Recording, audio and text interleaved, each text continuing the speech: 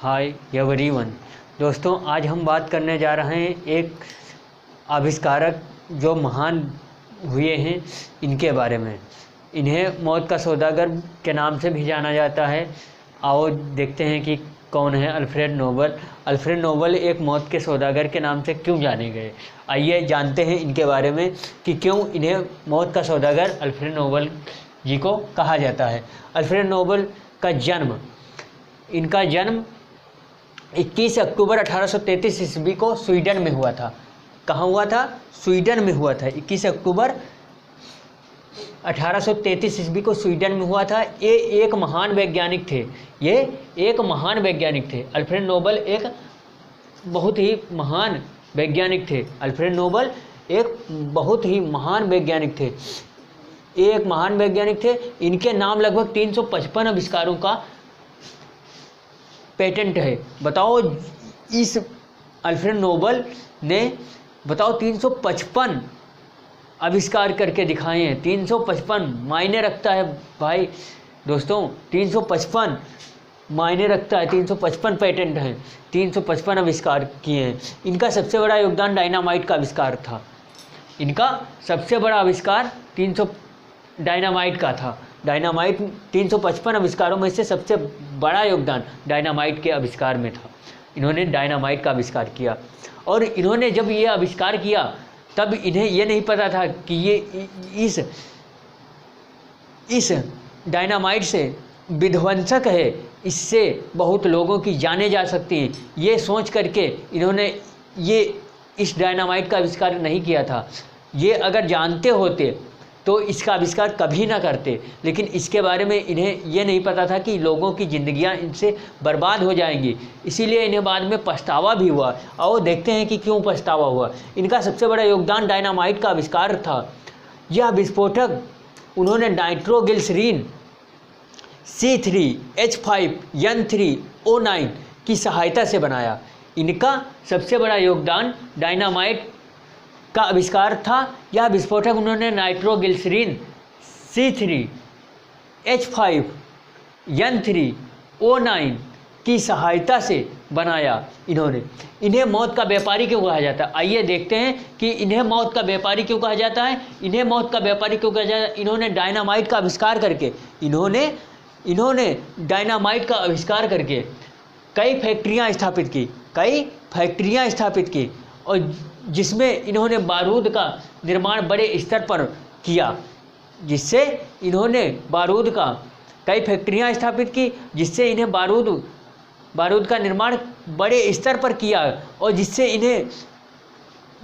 इन्हें अथाह धन की प्राप्ति हुई। जिससे इन्हें कई फैक्ट्रियां खोली बारूद की, और बारूद की फैक्ट्रियों से इन्हें बड़े स्तर पर होने लगा, और इससे अथाह धन की प्राप्ति हुई। इसी बारूद के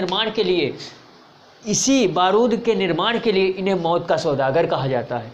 इसी बारूद के निर्माण के लिए इन्हें मौत का सौदागर कहा जाता है।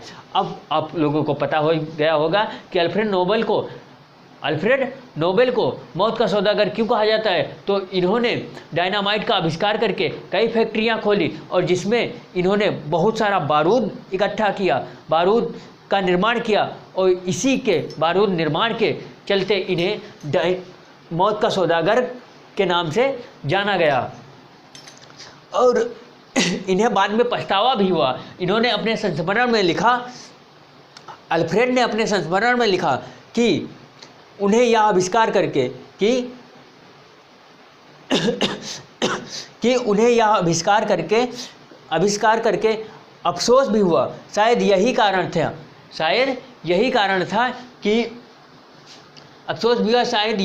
था कि यह अपनी वसीयत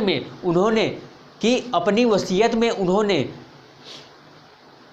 कहा कि मेरी मृत्यु के बाद मेरी अकूत संपत्ति में से प्रतिवर्ष मानवता की भलाई के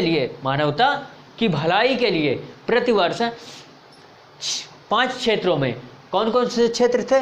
भौतिकी, रसायन शास्त्र, चिकित्सा, साहित्य एवं शांति के क्षेत्र में कार्य करने वाले व्यक्ति को नोबेल पुरस्कार दिया जाए। किस क्षेत्रों में? चिकित्सा, भौतिकी, रसायन शास्त्र, साहित्य एवं शांति के क्षेत्रों में कार्य करने वाले व्यक्ति को पुरस्कार दिया जाए, इसके लिए एक ट्रस्ट गठित किया गया जिसके माध्यम से पुरस्कार दिए जाते हैं। वो नोबल फाउंडेशन ट्रस्ट है। नोबल फाउंडेशन ट्रस्ट है जो 1900 ईस्वी में गठित किया गया, जो 1900 ईस्वी में गठित किया गया। और पहले ये 5 क्षेत्रों में दिया जाता था: भौतिकी, रसायन शास्त्र, चिकित्सा, भौतिकी, रसायन शास्त्र, चिकित्सा, साहित्य और शांति, इन 5 क्षेत्रों में दिया जाता। इसके बाद 1969 में छठे को भी शामिल किया गया अर्थशास्त्र में। अर्थशास्त्र में 1969 में दिया जाने लगा। अर्थशास्त्र 1969 में अर्थशास्त्र में भी दिया जाने लगा। और पुरस्कार की राशि $10 लाख है। पुरस्कार की राशि कितनी है? $10 लाख है। यह पुरस्कार की राशि हर साल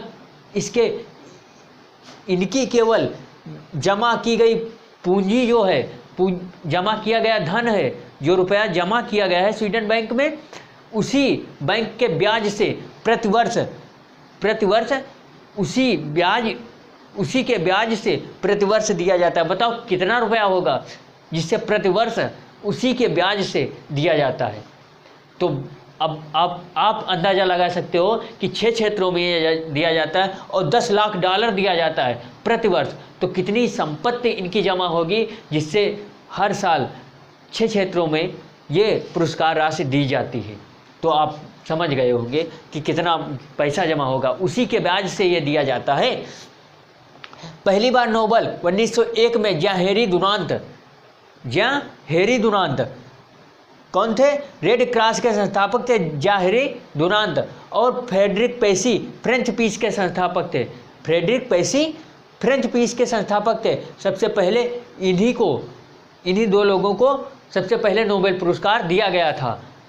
तो यह प्रत्येक वर्ष कब दिया जाता है? 10 दिसंबर को दिया जाता है। इनका जन्म अक्टूबर में हुआ था, तो अक्टूबर में घोषित किया जाता है कि किन्हें नोबेल पुरस्कार दिया जाएगा। और 10 दिसंबर को जब इनकी मौत हुई थी उसी महीने में, और जिस दिन इनकी मौत हुई थी उसी दिन ये पुरस्कार दिया जाता है। यह पुरस्कार इनकी मृत्यु में दिया जाता है, मृत्यु वाले दिन दिया जाता है यह पुरस्कार। और जब इनका जन्म हुआ था तब यह घोषित किया जाता है कि किनको देना है ये नोबेल पुरस्कार, किन व्यक्तियों को देना है। व्यक्तियों का चयन कब होता है? अक्टूबर माह में, और दिया कब जाता है? दिसंबर माह में। 10 दिसंबर को प्रत्येक वर्ष दिया जाता है। और इनकी संपत्ति में से, संपत्ति के ब्याज से ही हर साल ये पुरस्कार दिया जाता है। अब ये समझ लीजिए कि ये आविष्कारक इतने महान थे कि 355 आविष्कार किए हैं। और 6 क्षेत्रों में कौन कौन 6 क्षेत्र हैं?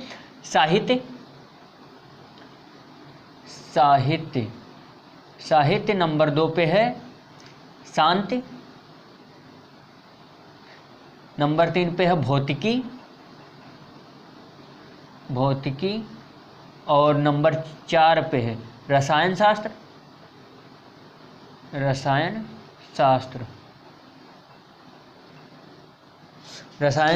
और नंबर 5 पे है चिकित्सा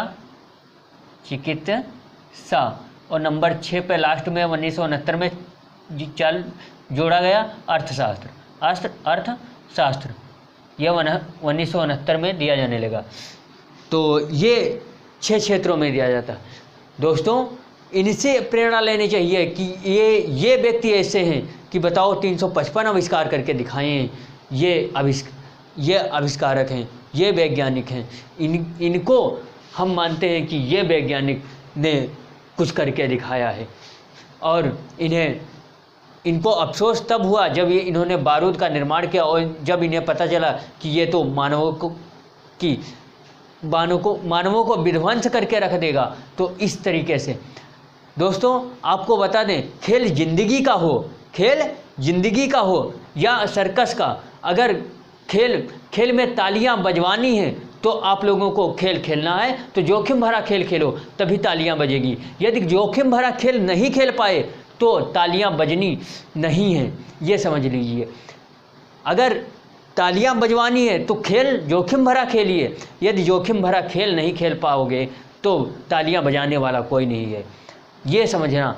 खेल ज़िंदगी का हो या सर्कस का, तालियां तभी बजेंगी जब तुम खेल में जोखिम उठाओगे, जब तुम अपनी जान पे खेलोगे। जब अपनी जान पे खेलोगे तभी तालियां बजेगी, और जब वो तालियां बजेगी तो आपको यकीन में बहुत ही आनंद आएगा। तो आप लोग ये समझिए कि खेलना है तो जोखिम भरा खेलिए, चाहे जो हो जाए, जोखिम भरा खेल खेलिए। और जब खेलिए तो उन तालियों की इतनी तालियां बजवाइए कि उन तालियों की आवाज़ हर समय कानों में गूंजती रहे, जिससे आप कभी डिमोटिवेट ना हो।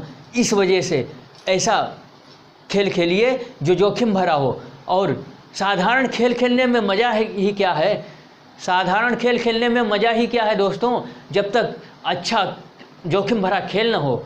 जोखिम भरा खेल खेलो जिससे बहुत ही आनंद मिलेगा। और इनसे सीखिए, अल्फ्रेड नोबेल, और पढ़ते चलिए। पढ़ाई में ऐसा है कि देखो, राजा स्वदेश में पूजा जाता है केवल, लेकिन लेकिन विद्वान सर्वत्र पूजा जाता है। राजा स्वदेशे पूज्यते, विद्वान सर्वत्र पूज्यते। तो राजा स्वदेश में ही पूजा जाता है, विद्वान हर जगह पूजा जाता है। तो नॉलेज को इकट्ठा करते चलिए और अपने अंदर नॉलेज बनाते चलिए। और जितना नॉलेज होगा उतनी वैल्यू आपकी बढ़ेगी। तो मेरा यही मानना है कि आप नॉलेज को इकट्ठा करते चलिए, और जितनी नॉलेज होगी उतनी ही आपकी वैल्यू बढ़ेगी। और शिक्षा ऐसी कुंजी है जिससे हर ताला खोला जा सकता है। शिक्षा ऐसी चाबी है जिससे हर ताला खोला जा सकता है। तो इसलिए शिक्षित होना बहुत ज़रूरी है। आप पढ़ो, अपने बच्चों को पढ़ाओ, और शिक्षा से बहुत कुछ जानकारी मिलती है, और हर चीज़ शिक्षा में ही है। अगर कुछ करो या ना करो, लेकिन शिक्षा इकट्ठा करो और नॉलेज इकट्ठा करो। ज्ञान से हमें बहुत कुछ जानकारी मिलती है, और ज्ञान नहीं होगा तो कुछ भी नहीं है। तो बिना ज्ञान के नर पशु कहावे, ये कहा गया है। तो बिना ज्ञान के नर जो मनुष्य है वो भी पशु के समान है। तो इसलिए ज्ञान बनाइए चलिए, और ज्ञान से आप लोगों को बहुत ही आनंद आएगा। और ज्ञान अगर आ गया तो बहुत ही आनंददायक होगा, आप बहुत ही आगे बढ़ोगे। इसलिए शिक्षा को ग्रहण करते चलिए, और जितना नॉलेज इकट्ठा करोगे उतनी आपकी वैल्यू बढ़ेगी। इसी बात पे आप लोगों को अब मैं इस क्लास को समाप्त करता हूँ, और आप लोगों को धन्यवाद, थैंक यू।